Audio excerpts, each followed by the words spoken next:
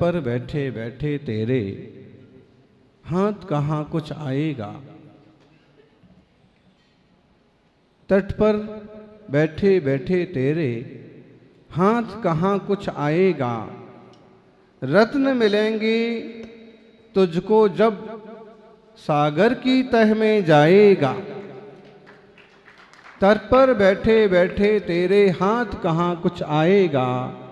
रत्न मिलेंगे तुझको जब सागर की तह में जाएगा। कुछ ना आया हाथ समझना डुबकी अभी अधूरी है। कुछ ना आया हाथ समझना डुबकी अभी अधूरी है। चाहे जितना भी हो मुश्किल पहला कदम जरूरी है। चाहे जितना भी हो मुश्किल पहला कदम जरूरी है। मोक्ष महल की प्रथम सीढ़ी, इसको भी तो पूरा करो। मोक्ष महल की प्रथम सीढ़ी याविन ज्ञान चरिता सम्यकता ना लहे सुदर्शन। परमम सोवाणम मोक्षस्सा, मोक्ष का प्रथम सोपान, पहला कदम आपको रखना ही होगा। आप किसी भी लाइन में बढ़ना चाहते हैं, किसी भी दिशा में जाना चाहते हैं, जब तक आप पहला कदम ना रखेंगे तो आप कहीं ना पहुंचेंगे। आपने सुना होगा एक युवक बिस्तर पर उल्टा पड़ा हुआ हाथ पांव पटक रहा था और मित्र ने आकर के पूछा क्या कर रहे हो। जिस ढंग से तुम हाथ पांव चला रहे हो ये तो योगा का भी कोई तरीका नहीं है। उसने कहा कि योगा नहीं कर रहा हूं, तैर रहा हूं। क्या कर रहा हूं? उसने कहा भाई बिस्तर पर तैरा जाता है। अगर बिस्तर पर तैर तैर करके कोई तैराक बन जाता तो तेरे दादा अभी तक कितने बड़े तैराक हो गए होते। सबसे ज्यादा बिस्तर पर तो वही सोते हैं। अगर तैरना सीखना है तो बिस्तर नहीं स्तर बदलना पड़ेगा। तैरना सीखना है तो पानी में कूदना पड़ेगा और समझना पड़ेगा कि कैसे तैरा जाता है। और ज्ञानी पानी में तो हम सब डुबकियां खा ही रहे हैं, बस हमें तैरना सीखने की जरूरत है। इस पर गौर करने की जरूरत है कि तट पर बैठे बैठे तेरे हाथ कहाँ कुछ आएगा। जो लोग किनारे पर बैठे रहते हैं वो गिनते रहते हैं।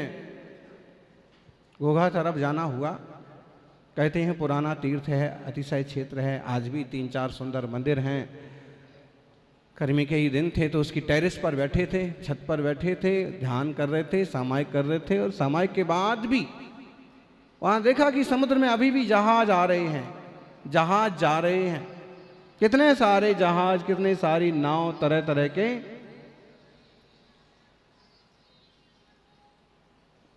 कितने लोग समुद्र किनारे घूम रहे हैं, कितने लोग समुद्र की लहरों को गिन रहे हैं, आती जाती लहरों का आनंद ले रहे हैं। बोलो, एक किनारे खड़े हुए लोग जहाज तो गिन सकते हैं, किनारे खड़े हुए लोग लहरों का आनंद तो ले सकते हैं, लेकिन किनारे खड़े हुए लोगों की समुद्र की तह में मिलने वाले हीरे मोती नहीं मिल सकते हैं। ज्ञानी जिनालय के प्रांगण में बैठे हुए लोग मंदिर के खिड़की दरवाजे तो गिन सकते हैं। जिनालय के भीतर बैठे हुए लोग श्री जी की मूर्तियां तो गिन सकते हैं। सभा में बैठे हुए लोग मुनीश्वरे के प्रवचन की शैली, तरीका तो गिन सकते हैं, लेकिन जब तक वो उनके उन भावों में डुबकी ना लगाएंगे तब तक उन्होंने जो पाया है वो रत्नत्रय के रत्न कहां से पाएंगे। हीरे मोती पत्थर इकट्ठे कर लिए। बहुत सुंदर सी कहानी सुन रहे थे आप। राजा ने संत को दिखाया कि मेरा खजाना देखो, और उनके चरणों पर ही ढेर सारे हीरे मोती लुटा दिए। और महाराज जी आप जानते हैं इनकी क्या कीमत है? बेश कीमती हैं। कुछ लोग होते हैं वे ये सारी चीज़ें दिगंबर तपस्वियों को भी दिखाने लगते हैं। ये देखिए महाराज जी अमेरिका से लाए हैं ये, और इस पेंटिंग्स की कीमत जो है 10 लाख रुपए है। जो हमने घर में पत्थर लगाया है हिंदुस्तान का नहीं है, इसको स्पेशल ऑस्ट्रेलिया से मना है। ज्ञानी बताइए तो ये सारी चीजें आपके वास्तव में किस काम की? ये आप दूसरों को दिखाएंगे, दूसरे देख भी लेंगे, लेकिन वो आपके धर्म ध्यान में कितनी निमित्त बनेंगी बताइए।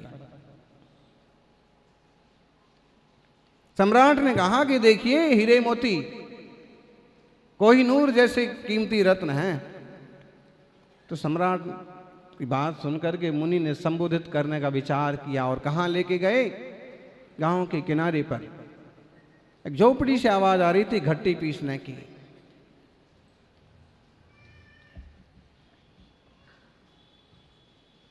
जरा से सोचने में पड़ गए कि यहां क्यों लाए हैं, यहां तो कुछ भी नहीं है। एक छोटी सी झोपड़ी है और बूढ़ी मां घट्टी क्या बोलते हैं चक्की पीस रही है। यानी दुनिया में सबसे बड़ा योगा है चक्की पीसना। दुनिया में सबसे बड़ा योगा है लकड़ियां काटना, सूखी लकड़ियों के टुकड़े करना, उनका उपयोग करना, कुएं से पानी भरना। समझ में आ रहा? जो लोग अपने घर गृहस्थी के काम खुद ही देखभाल करके करते हैं उन्हें किसी जिम में जाने की जरूरत नहीं पड़ती है। लेकिन ये आदमी कितना भी दौड़ता रहेगा ये कहीं पहुंचने वाला क्यों? आभासी दुनिया में जी रहा है बेवकूफी। उस दौड़ने का मतलब क्या है?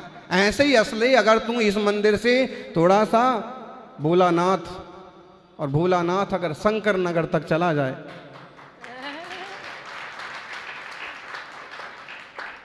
तो नकली दौड़ने से अच्छा है कि आसपास के 2-4 मंदिर का दर्शन ही करा। मुनिराज शुद्धि को जा रहे तो निहार शुद्धि में चला जा। पड़गाहन हो रहा है तो जहां तक किसी के घर तरफ जा रहे हैं तो वहां तक भेजी आ। तेरे शरीर की वर्जिश तो यूं हो गई। नकली दौड़ना, नकली साइकिल चलाना, आदमी टोटल नकली होता जा रहा है। और देखना कई बार प्यार भी नकली दिखाता, असल हृदय से नहीं आता। कुछ लोग तो ना भक्ति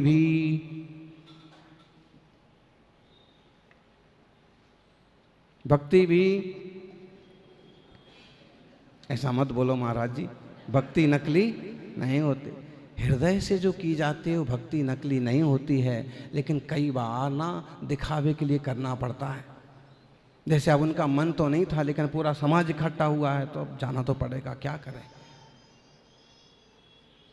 लेकिन एक बात और है कि ज्ञानी समौ शरण में कोई नकली मन से भी आ जाए तो भी प्रभु के परिवेश में जीवन बदल जाता है।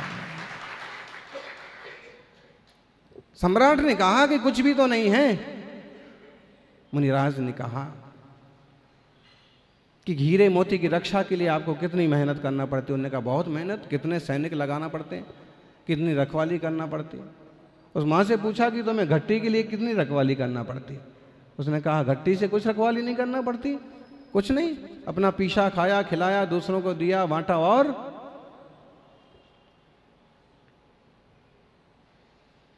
समझ में आ रहा?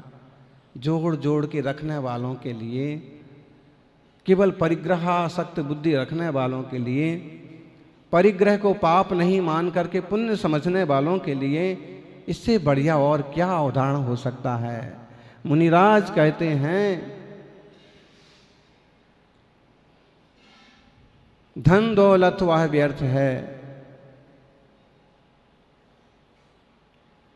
किसी का पेट ना भर सके, किसी के काम ना आ सके, धन दौलत वह व्यर्थ है, व्यर्थ है धन निस्सार। उससे तो चाकी भली पीस खाई संसार।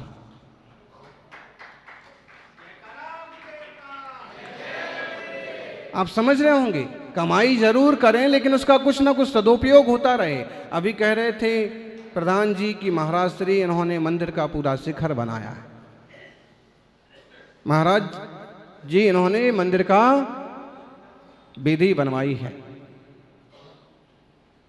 श्रावक है तो उसे अपनी धन दौलत का सदुपयोग करते रहना चाहिए। आपका परिवार चल रहा है, आपकी आजीविका चल रही है, आप संतोष पूर्वक आगे बढ़ें और जहां जरूरत है वहां अपने द्रव्य का सदुपयोग करें।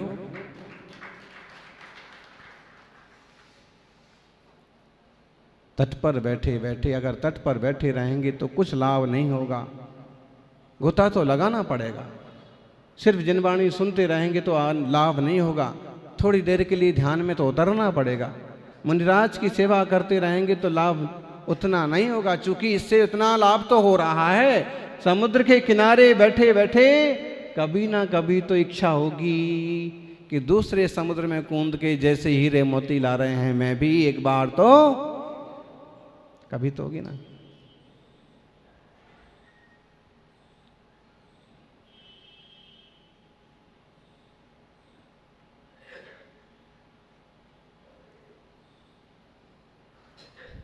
सागर किनारे बैठा करो, कोई ना कोई तो तरंग आएगी। सागर किनारे बैठा करो, कोई ना कोई तो तरंग आएगी। भले हीरे मोती मिले ना मिले, कम से कम सूरत तो धुल जाएगी।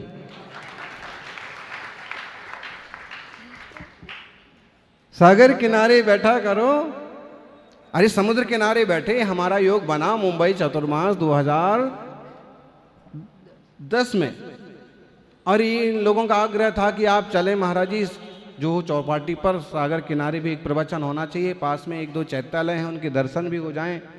और आप देखिए धर्मात्मा लोग जो होते हैं वो अमेरिका भी क्यों ना पहुंच जाएं, पहले चैत्यालय बनाते हैं। मुंबई में भी ऐसे लोग हैं कि जो चौपाटी के किनारे अगर उनको अपनी बड़ी बिल्डिंग बनाने का मौका मिला तो उसका सबसे ऊपर वाले हिस्से में सुंदर सा चैत्यालय भी बनाया, तो वहीं प्रवचन हो जाएगा। और जो चौपाटी पर प्रवचन हो रहा था, काफी दूर बैठे थे कि अपन को पानी का स्पर्श नहीं करना है, 5-7 फुट दूर बैठे थे, लेकिन जब तक 10-15 मिनट का प्रवचन हुआ तब तक पानी बढ़ता बढ़ता बढ़ता और पांव तक आ गया। मतलब सागर किनारे बैठो, कोई ना कोई लहर आएगी। भले ही मिले ना हीरे ना मोती, लेकिन सूरत तो धुलती है।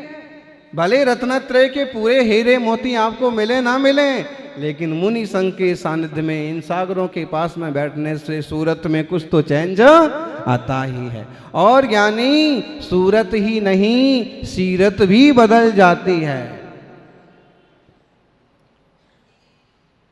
सूरत ही नहीं, सूरत मतलब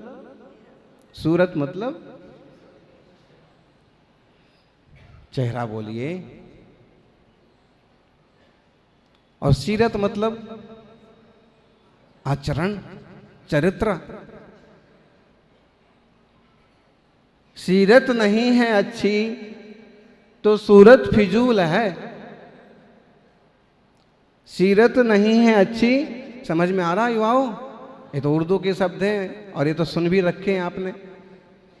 सीरत नहीं है अच्छी, सूरत फिजूल है, खुशबू नहीं है जिसमें कागज का फूल है।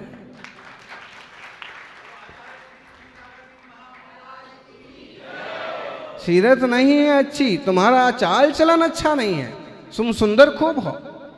देख लीजिए आजकल पिक्चर्स में काम करने वाले नेता अभिनेता, और उसमें आजकल खासकर जो अभिनेत्रियां कहलाती हैं, हीरोइन कहलाती हैं। अभी पिछले रघुवरपुरा में कुछ लोग कहने लगे महाराज जी आशीर्वाद दो, कपड़े का काम बहुत मंदा चल रहा है। हमने कहा हमारा तो कपड़े का त्याग है, लेकिन फिल्म इंडस्ट्री में जिनने कपड़े पहनना बंद कर दिया उनसे बात करो तो तुम्हारा बाजार।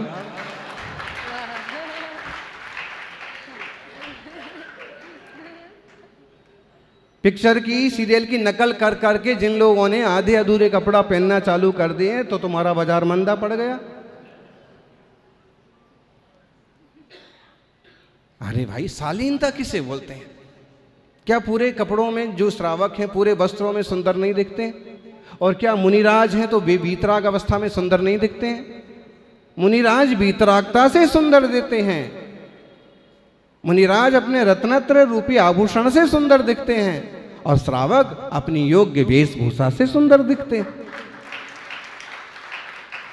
जिस दिन वो सक्षम हो जाएंगे उस दिन वह भी व्रती का रूप लेंगे, वैसे कपड़े पहनेंगे, क्षुल्लक का रूप लेंगे, वैसे वस्त्र पहनेंगे और कभी संपूर्ण विकारों का त्याग करने की सामर्थ्य आ गई तो मुनिराज का रूप भी स्वीकार कर लेंगे। विकार तो ढेरों पड़े हैं दिल में, दिमाग में, और शरीर की नुमाइश और चालू कर दी। तो इससे तो मानसिक विकृति ही मालूम पड़ती है। मुनिराजों का दिगंबर रूप वो प्रकृति है, वो आध्यात्मिक रूप है, लेकिन आम लोग जब ऐसी लापरवाही करते हैं उनकी केवल विकृति है, विकारों का अतिरेक है। तो सीरत नहीं है अच्छी, सूरत फिजूल है। आपका स्वभाव अच्छा नहीं है तो आपकी सूरत क्या कर लेगी? बहू कितनी सुंदर हो। कई सारे ससुर यहाँ बैठे हुए हैं, विजयपाल, धर्मपाल, प्रेमपाल, पाल ही पाल हैं यहाँ सब।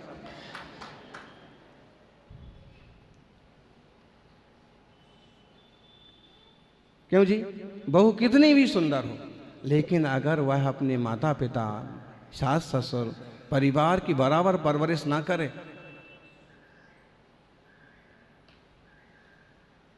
बोलो आपको उससे कितना लाड़ होगा? अगर कोई कहे भी कि भाई लाड़ी तो आपको बहुत बढ़िया मिली, तो आप कहोगे बस देखने की है, देखने की बढ़िया है। एक गिलास उठा के पानी भी नहीं देती है। ये आप प्रैक्टिकल बातें। बेटियां हैं घर में, 2 बेटियां हैं, एक थोड़ी सांवली, एक बहुत गोरी है। और अगर वो छोटी जो सांवली भी है लेकिन एक्टिव है, भाई हो, पापा हो, कोई हो, उसी को पुकारेंगे कि ये चीज़ दे दे, चाय बना दे, पानी दे। उसको पता है कि बात मानेगी, तुरंत काम हो जाएगा, मैं अगले काम पर निकल जाऊंगा।